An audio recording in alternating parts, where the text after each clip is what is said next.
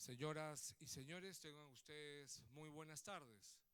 El Congreso de la República y el despacho del señor congresista de la República, doctor Santiago Gastañaduy Ramírez, les dan la más cordial bienvenida al foro Deuda Social derivado del decreto de urgencia número 037 del año de 1994.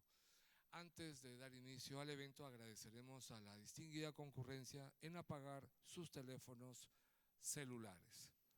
Muchas gracias. Palabras de inauguración del foro a cargo del doctor Johnny Cárdenas Cerrón, congresista de la República, presidente de la Comisión de Presupuesto y Cuenta General de la República. Bienvenido, señor congresista.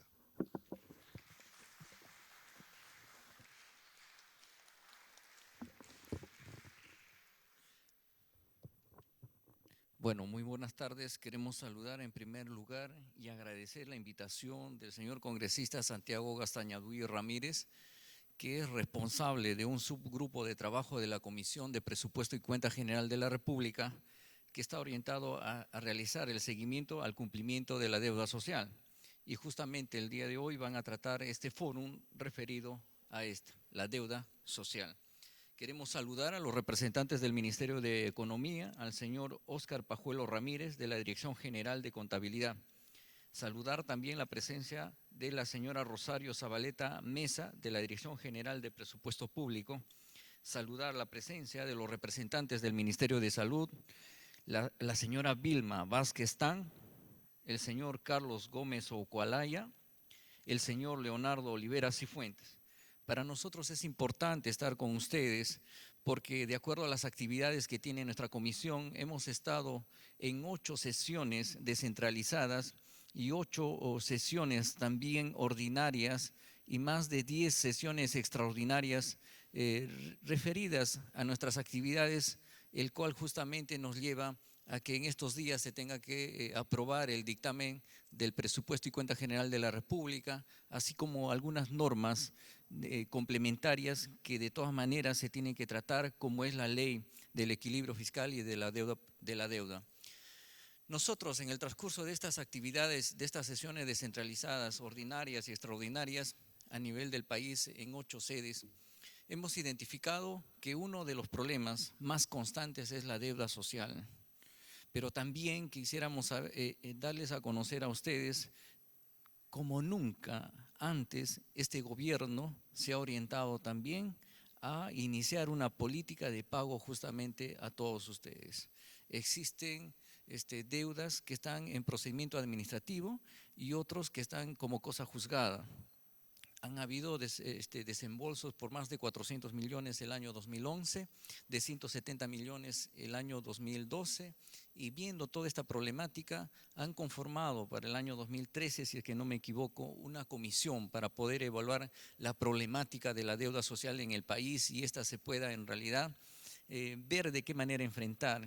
Y para eso hay un responsable que ha sido elegido y justamente está con nosotros el jefe de este comité, que es el señor Óscar Pajuelo Ramírez, que es el responsable de establecer algunas propuestas, y así lo han hecho.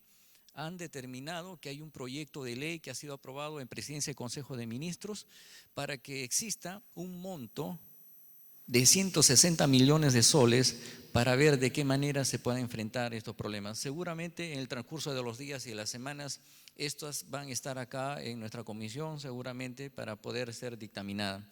Yo no los quiero cansar, en realidad nosotros vamos a dar tenemos el uso de la palabra para dar la bienvenida a todos ustedes, pero en realidad existe mucha preocupación para nosotros y definitivamente los señores congresistas que están presentes el día de hoy, como el señor Santiago Gastañaduy. Solamente me queda decirle a cada uno de ustedes, gracias por estar acá en el Congreso de la República, gracias por estar presente y gracias por ser tolerantes en relación a todas las actividades que estamos desarrollando en la Comisión de Presupuesto y Cuenta General de la República. Bienvenidos, muy agradecidos por estar acá. Gracias.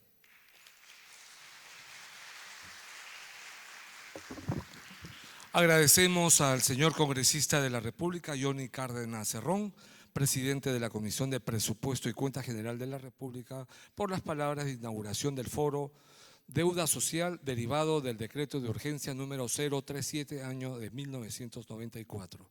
Seguidamente, exposición del doctor Óscar Pajuelo Ramírez, director general de Contabilidad Pública del Ministerio de Economía y Finanzas. El tema de su exposición: situación de las deudas del Estado y del decreto de urgencia número 037 año 94. Bienvenido. Muchas gracias. Damas y caballeros, muy buenas tardes. Señor presidente de la Comisión de Presupuesto y Cuenta General de la República, doctor Cárdenas, señor Santiago Gastañadú, presidente del Grupo de Trabajo sobre la Deuda Social. Muchas gracias por la invitación y darme la oportunidad de exponer ante todos ustedes el trabajo realizado por la comisión designada no por la Ley de Presupuesto del año 2012, la misma que estableció la constitución de una comisión multisectorial con la finalidad precisamente de establecer criterios de priorización para la atención del pago de sentencias judiciales y asimismo, ¿no?, determinar la cuantía de la deuda social del Estado. La siguiente, por favor. La agenda que le hemos preparado contiene el informe final, una visión sobre el informe final de esta comisión multisectorial encargada de evaluar las deudas del Estado generadas por sentencias judiciales. En segundo lugar, tenemos también la presentación del proyecto de ley que establece criterios de priorización para la atención del pago de sentencias judiciales. Y en tercer lugar, el estado de situación del fondo del decreto de urgencia 037/94.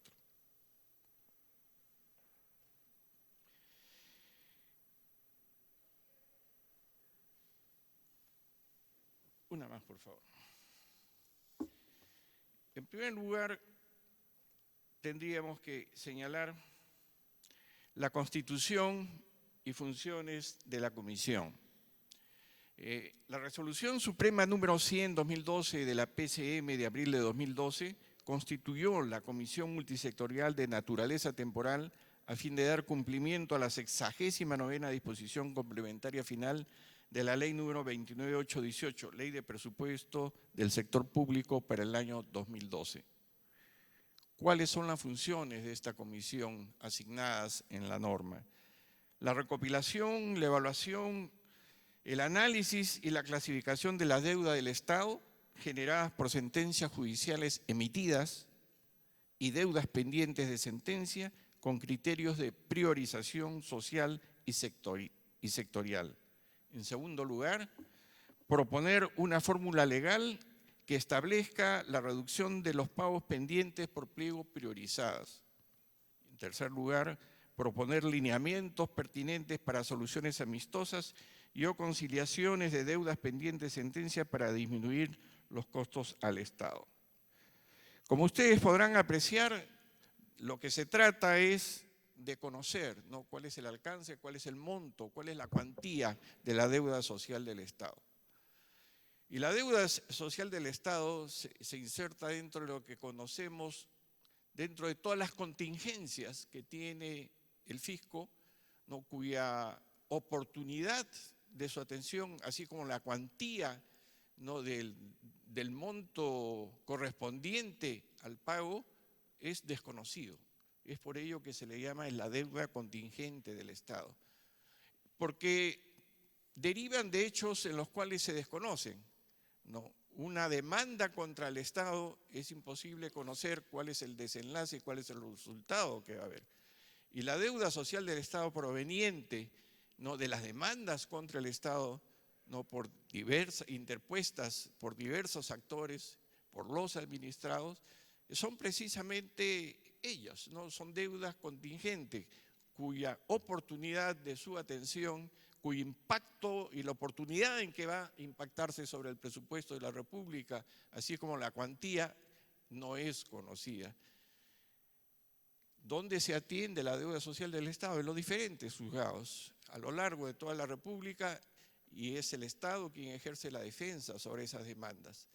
Entonces, conocer, ¿no?, el monto de la demanda, no nos dice absolutamente nada, porque todavía es un posible contingente cuya cuantía se desconoce. Entonces, la misión de la comisión el encargo fue recopilar, evaluar, analizar y clasificar las deudas del Estado generadas por sentencias judiciales emitidas y deudas pendientes de sentencia con criterios de priorización social y sectorial, proponer la fórmula legal y proponer los lineamientos pertinentes para soluciones amistosas y o conciliaciones de deudas pendientes de sentencia para disminuir costos al Estado. ¿Cuáles fueron las actividades realizadas por la comisión?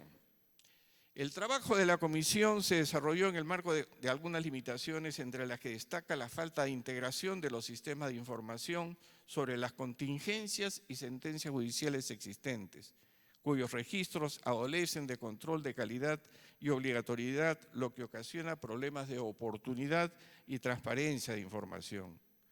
Entonces, para ello, la primera actividad que tuvo que realizar la comisión fue las mejoras en el sistema de seguimiento de causas denominado SISCA, que es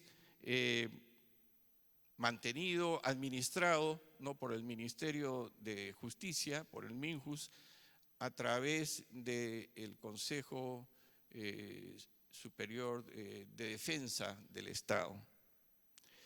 Entonces, la primera actividad estuvo dirigida y orientada hacia un desarrollo del módulo de registro de sentencias en ejecución integrado al SISCA con su cartilla de usuario. Se desarrolló también un módulo de consultas y reporte de sentencias en ejecución con capacitación y soporte a usuarios. Y después también se analizó, se diseñó y se programó sobre mantenimiento de tablas, accesos, usuarios, roles, mantenimiento de procesos judiciales y administración de justiciables de la nueva versión del SISCA con respecto al proceso laboral. O sea, si bien algunas procuradurías llevan adecuadamente el seguimiento de las causas contra el Estado, la información que es transmitida al administrador de este sistema era deplorable. Entonces hubo que obtener y capturar nueva información directamente a través de las procuradurías. Una gran limitación fue que todas las procuradurías no dependen del sistema del MINJUS, de la administración del Ministerio de Justicia. Había problema de información con los gobiernos regionales y más aún con los gobiernos municipales. Dentro de las actividades realizadas por la comisión en cuanto a recopilación de información, el MINJUS emitió oficios múltiples a los procuradores públicos de cada institución a nivel gobierno nacional, solicitando la remisión de información de acuerdo a un formato diseñado por la comisión. Esta comisión multisectorial expidió oficios circulares dirigidos a los titulares de los gobiernos regionales, adicionalmente, a las universidades nacionales y gobiernos locales, disponiendo el llenado de un formato diseñado por la comisión. La información solicitada comprendía a las deudas que mantenían las instituciones por sentencias judiciales firmes y ejecutoriadas, así como los pagos hechos y los saldos pendientes de pago al 30 de enero del 2012. La Secretaría Técnica del Consejo de Justicia del Estado, de Defensa de Justicia del Estado, recibió la información de los procuradores y los titulares de las entidades procediendo a su revisión, la que consistió en verificar que la información estuviera completa para su registro en el SISCA. Sin embargo, la responsabilidad de la veracidad de la información competía a las entidades. Al culminar la revisión de la información, se ingresó al sistema de seguimiento de causas del Estado y constituyó la información oficial a ser usada por la Comisión Multisectorial para preparar su informe. Esto quiere decir de que la información que había en el SISCA fue descartada por la Comisión por no ser confiable, y hubo que hacer una recopilación de la misma fuente de información que eran las procuradurías. Y no solamente fue suficiente hacer la recopilación de la información, sino además hacer un control de calidad de esta información, ¿no? Revisando los expedientes en forma muestral para asegurar que el contenido de la información reportada obedecía precisamente a lo que nosotros queríamos que se informe. Actividades realizadas por la comisión. Otras acciones realizadas: la comisión se reunió en 15 sesiones para coordinar las acciones dirigidas al cumplimiento de sus funciones. Reuniones también con los procuradores públicos de los principales sectores para recabar información que fuera útil para proponer los criterios de priorización de pago de deudas y conocer los principales problemas en la defensa jurídica del Estado. De otro lado, se revisó el marco jurídico para el pago de la deuda por sentencias judiciales y se propuso los criterios sociales y sectoriales para priorizar los pagos de deudas de las sentencias judiciales. También se analizaron la proposición de lineamientos para soluciones amistosas y o conciliaciones de deudas pendientes de sentencia con la finalidad de disminuir los costos al Estado. Como consecuencia de esta recopilación de información realizada, ¿no? Ante el pedido directamente a las procuradurías y las recibidas oportunamente por la comisión, se pudo determinar, como podrán apreciar en el cuadro siguiente, por favor. El cuadro siguiente. En este cuadro podemos apreciar el consolidado de sentencias en ejecución, cuyo monto, ¿no?, ascendió a un monto reportado de 1.681.311.329 soles neto.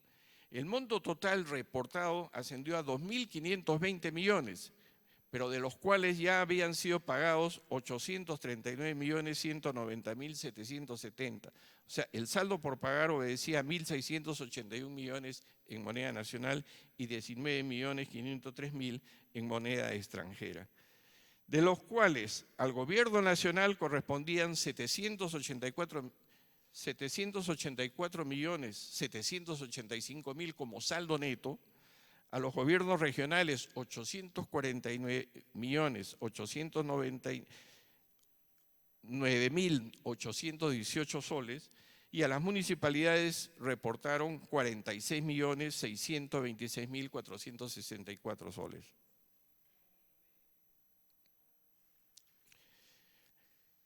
En el cuadro siguiente nos puede mostrar las sentencias en ejecución por Procuraduría del Gobierno Nacional y nosotros vemos que encabeza esta lista el Ministerio de Agricultura. El Ministerio de Agricultura con un saldo por pagar de 319 millones y el 40.7% del total reportado, ¿no?, al sistema SISCA.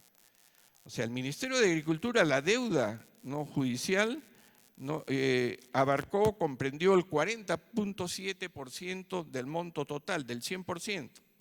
En segundo lugar, podemos apreciar a la Contraloría General de la República, que con solamente 4 sentencias comprendía al 30% de la deuda por sentencias judiciales del Estado.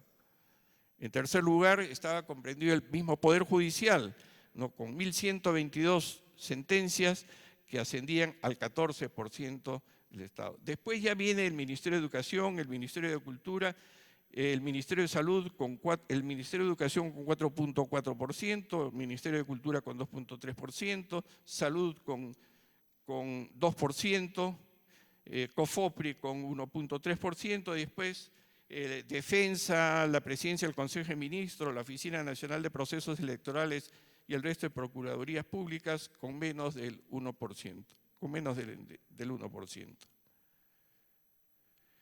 Analizado, ¿no?, el monto de las sentencias en ejecución a nivel de gobiernos regionales, podemos apreciar en el siguiente cuadro.